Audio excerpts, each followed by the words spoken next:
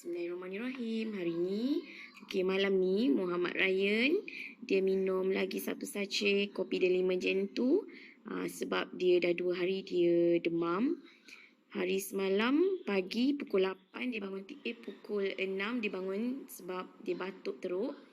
Lepas tu bancukan dia kopi delima gentu bersama dengan Triple C. Okey, dia dah kurang batuknya semalam. Lepas tu hari ni pagi dalam pukul 8 dia bangun.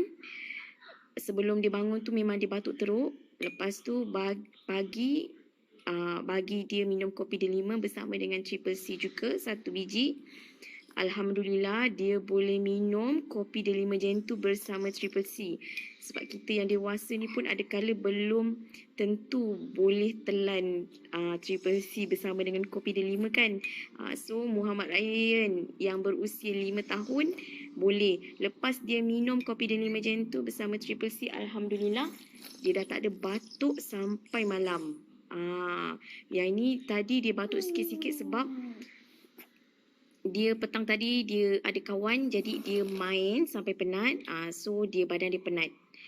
Ni sekarang ni pukul 10.30 malam. Dia minta nak minum air kopi delima dia cakap. Okey, so sekarang ni ini tanpa Triple C.